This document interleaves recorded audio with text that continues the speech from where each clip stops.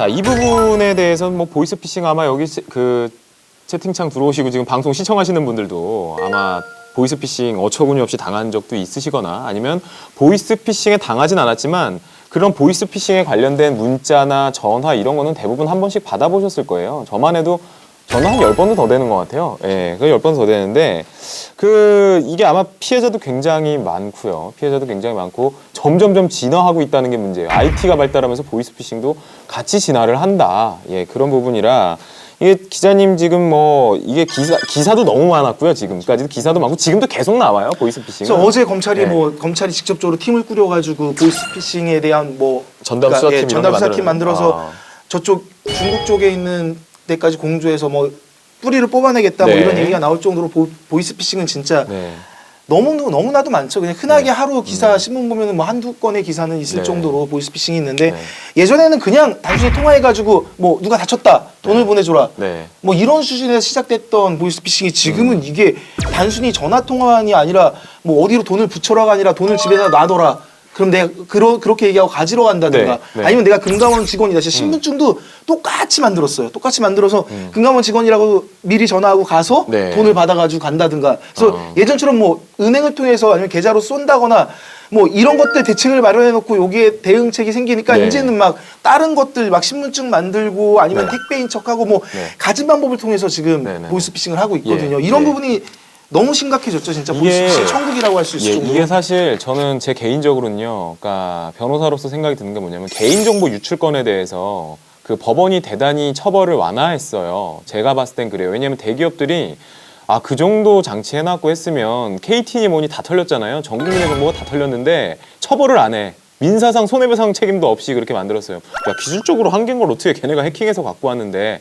라는 얘기를 해요. 근데 지금 과연 거기서 끝나냐? 그냥 개인정보가 유출돼서 네가 피해본 게 뭔데? 라고 할 게 아니죠. 그쵸. 왜? 그 개인정보를 활용을 해서 이런 보이스피싱에 악용이 되고 있다는 부분이 있거든요. 요새 대단히 이제 그 신종이에요. 신규로 나온 게 벌써 나온 지 한 1년 넘었어요. 파밍이라고 그래가지고 여러분들 인터넷 뱅킹 하잖아요. 인터넷 뱅킹 할 때 뭐 어느 특정 은행 홈페이지를 뭐 포털에다 검색해서 그게 뜨잖아요. 주소가 홈페이지 주소가 뜨면 그걸 클릭하면은 창이 열리죠.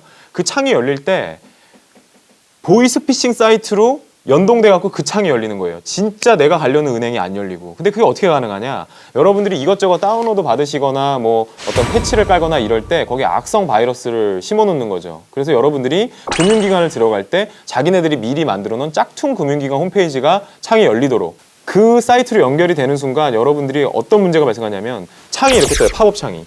더 한층 더 강화된 개인정보 보호를 위해서 여러분들의 개인정보가 필요하다. 그래서 이름, 계좌번호, 뭐 주민번호, 뭐 핸드폰 번호, 그다음에 뭐 보안카드 이런 것들을 먼저 입력을 해놓으면 우리가 더 강화된 보안 서비스를 주겠다. 이렇게 해가지고 그걸 다 알아낸 다음에 돈을 싹 빼가는 그런 게 있고요. 그다음에 이제 큐싱이라는 단어 혹시 들어보세요? 큐싱? 전 처음 들어봅니다. 큐싱이라는 게 있는데 QR코드 아시죠? QR코드. 알죠. 어떻게 생겼는지. 그 QR코드 네모나게 되고 막 뭔가 이렇게 흑백으로 알아볼 수 없는 형태로 되어 있잖아요. 그 점이 막 되어 있는 거. 네. 그것만 보면 QR코드만 봐서는 도대체 거기에 무슨 정보가 있는지 알 수가 없어요. 근데 QR코드를 보면 이 해당 정보를 자세히 볼 수 있습니다. 그렇게 해서 사기를 쳐놓는 거야. 그래서 그럼 QR코드 리더기로 QR코드 띡 되는 순간 바이러스에 감염이 되는 거죠. 그럼 모바일로 폰뱅킹 하거나 이럴 때 또 그 파밍처럼 또 그런 현상이 벌어지도록 한다든지 이제 점점 진화하다 못해 이제는 뭐 뜨는 놈 위에 나는 놈이 있고 이거 뭐 답이 없을 정도예요. 우리가 아무리 조심을 해도 한계가 있을 정도로 정말 순진한 사람들은 다 이렇게 당할 수밖에 없는 이제 그런 문제거든요. 그래서 이 지금 법률도 있어요. 이게 이제 일명 네. 보이스피싱 방지법. 예. 이 법 이름이 전기통신금융사기 사기 피해 방지 및 피해 방지 및 환급에 관한 특별법. 피해금 예. 환급에 관한 특별법인데 네.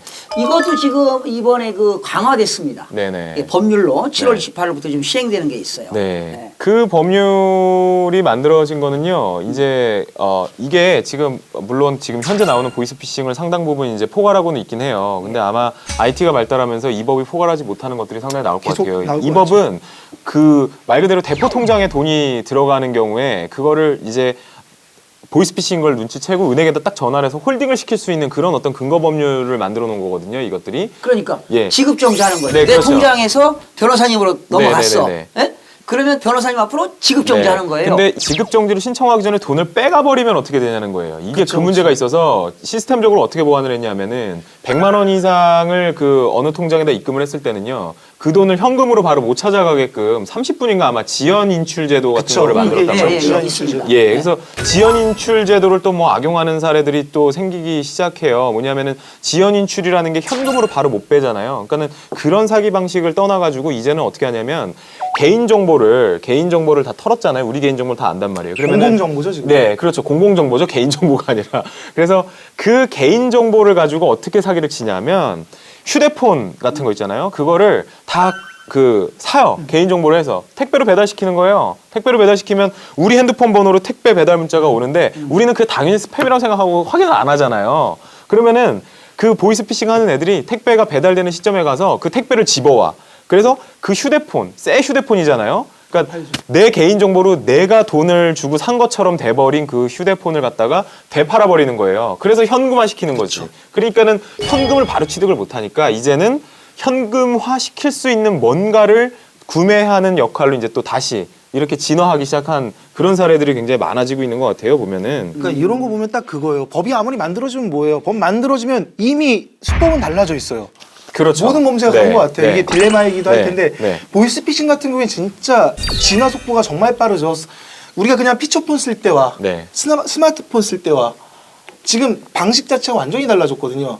그러니까 피처폰 쓸 때는 전화 걸어가지고 나 뭐 무슨 사고 났다, 예. 나 뭐 아들이 뭐 다쳤다, 그렇죠. 뭐 이런 식의 얘기를 했는데 지금은 아까 말씀하신 것처럼 스마트폰 자체를 해킹해 버려가지고 그 안에 있는 금융정보, 개인정보 빼가서 아예 그냥 돈 자체를 그냥 그대로 네. 전산화된 걸 가져가는 방법도 네. 있고 네. 말씀하신 것처럼 그런 네. 것도 다 막기 시작하니까 이제 뭐 저희가 물품을 되게 쉽게 살 수 있잖아요. 네. 그냥 개인정보만 입력하고 사이트 가입하면은 뭐 카드 만드는 것도 쉽고 아니면 네. 특히 핸드폰 같은 경우에는 신분증 하나만 있으면 누구나 개통할 수 있다는 그렇죠. 점 악용해서 네. 이거 하는데 그럼 좀 지나면 이제 핸드폰 개통할 때 뭔가 또 맞겠죠. 단순히 신분증 하나로만 개통하지 네. 못하게끔 네. 어떤 또 뭐 그거에 대한 대응책이 나오긴 하겠지만 걱정되는 건 그런 대응책이 또 나오면 또 다른 진화된 또 범죄 수법이 나오지 네. 않을까. 네. 이게 제일 걱정되는 부분이죠. 그러니까 사기꾼을 못 따라간다는 거예요. 이 그렇죠. 법이라는 게. 그리고 일단은 그때 아까 전에 뭐 우리나라는 죽어야 법이 생긴다 뭐 이런 얘기가 나오는데 이것도 지금 사실 이렇게 피해를 당한 분들 중에 자살한 사람들도 분명히 있을 거란 말이에요.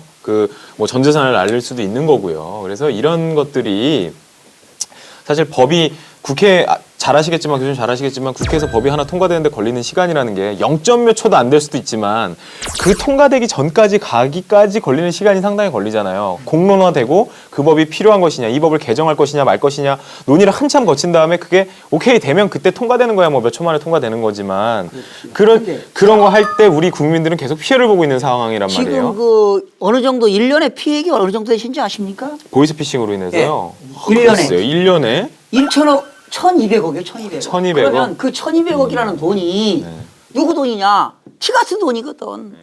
없이 사는 정말 시민들의 돈이란 말이에요. 그 피 같은 돈인데 이 사기꾼들이 이게 지능이 발달돼 가지고 말이야. 이거 예방해야 되거든요. 네, 이런 네, 거. 네, 예? 네. 그 어떤 학생이 평생 직장에서 모아서 번 돈 가지고 네. 방어들 돈을 예. 보이스피싱 당한 거야. 8천만 네. 원을. 네. 이런 사건들이 우리 지금 몰라서 그렇지 이게 지금 억울한 사건들이 많거든요. 퇴직금 통째로 날리시기. 예. 예. 그래서 여러분 어느 전화가 왔는데 뭐 비밀번호 알려달라든가 어느 은행 거래한다든가 이런 거 알면 절대 그건 다 보이스피싱입니다. 그런 부분은 이제 여러분들도 다 아실 거예요. 하도 그러니까. 많이 돼서 뭐 전화번호 돈 달라는 기관은 근데 없다. 뭐 순간적으로 당한다니까 예, 예. 순간적으로. 그러니까 재밌는 걸 또 하나 얘기하면 이게 이제 막 뭐 검찰이다 아니면 뭐 어떤 수사기관이다 국정원이다 뭐 어디 은행이다 금감원이다 이런 것들을 이제 우리가 많이 듣다 보니까 심지어 최근에는 뭐 지방에서는 이장인데 나 이장인데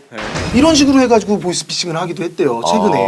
나 이장이다. 기관이 아니라 오히려 더 쉽게 아는 사람. 그러니까 주변에 항상 있는 사람인데 그렇지 통장이다 이장이다 이렇게 하면 이건 대단히 그 창의적이네요 보니까. 예. 그러면서 어쨌든 간에 뭐 네.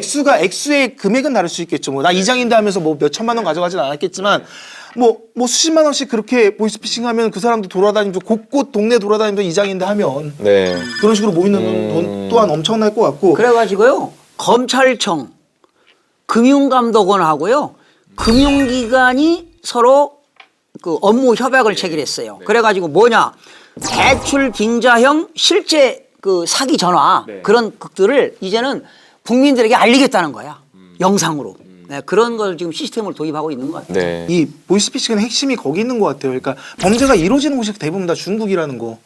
그러니까 네, 실제로 그렇죠. 잡아야 되는 총책들은 다 중국에 있다라는 중국에 게 문제인 것 되어 같아요. 있죠. 네. 최근에 총책이 잡힌 경우는 다 그런 거였어요. 여행 왔다. 네. 한국 여행 왔다가 네, 네, 네. 요즘 한류바람 불고 하다 네. 보니까 네. 한국 여행 왔다가 잡히는 거죠. 네. 그것 빼고는 중국 공안이랑 연계해가지고 뭔가 잡는 이런 프로세스가 구축돼야 되는데 네. 솔직히 중국 공안 입장에서도 자기 자국 문제 아닌데 그걸 적극적으로 나설까도 의문스럽기도 하고요. 네.